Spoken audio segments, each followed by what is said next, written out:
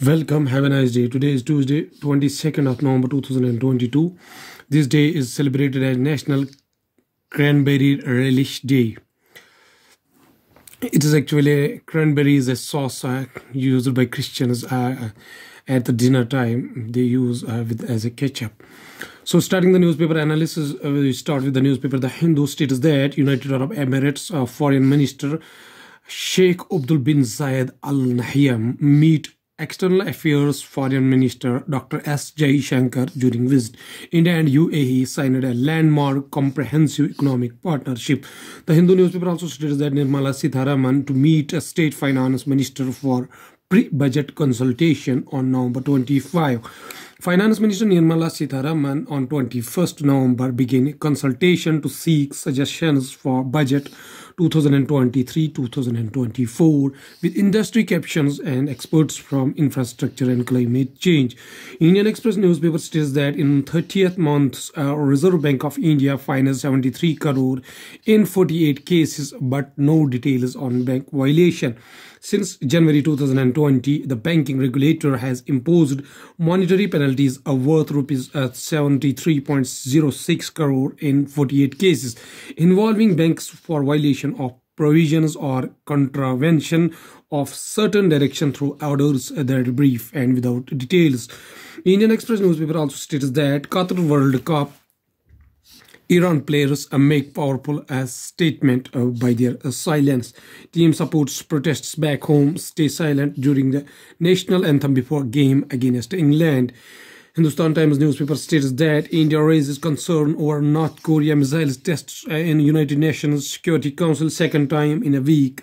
The latest ICBM Intercontinental Ballistic Missile test by DPRK, Democratic People's Republic of Korea, has again sparked the tensions between nations.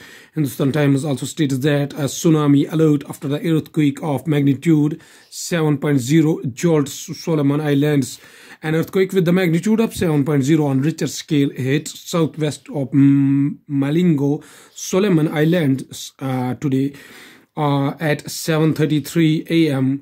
UTC stated a USG. Earthquakes. Some national news including the Prime Minister inaugurates onshore facilities of ONGC field in the KG Krishna Godavari Basin block in Andhra Pradesh. National Service Legal Authority celebrated on November 9, and Public Service Broadcasting Day is celebrated on 12 November. Center set standard for product review on e-commerce platform to protect consumers from fake and defective reviews. 7th edition of Indo-French Air Exercise Garuda VII culminates in Jodhpur. Some economy news including the gradual cuts of financial year 2023 GDP growth outlook to 7% sees global slowdown. Markets fall for third day. Sensex Nifty decline nearly 1%. The CII Confederation of Indian Industry has been pitched for residing capital spending to 3.4% of GDP next year from 2.9% of GDP this year.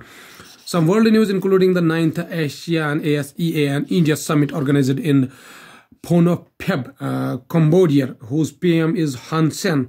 Indian delegation led by VP Jagdeep Dhankar will promote skilled immigration, tackle illegal immigration, say British Prime Minister Rishi Sunak on 21st November. Qatar signs world's longest gas supply deal with China. Some science and technology news including Indian Space Research Organization to launch a PSLV C-54 on November 26 with the Ocean satellite 38 nanosatellite with the OceanSat 38 nanosatellite. Vikram S, India's first private rocket, lifts off from Indian Space Research Organization spaceport. Like shotgun Tungan eruption is largest ever recorded. At last, there is a famous quotation by Dr. APJ Abdul Kalam, whose full name is Abul Pakir Jainul Abdul Kalam. Abul Pakir is the father of Jainul Abidin, and Jainul Abidin is the father of Abdul Kalam. In short, he is known as the Missile Man of India.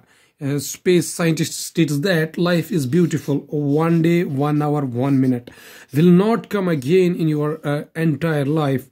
Avoid fights, angries, and speak loudly to every person. Okay, thank you.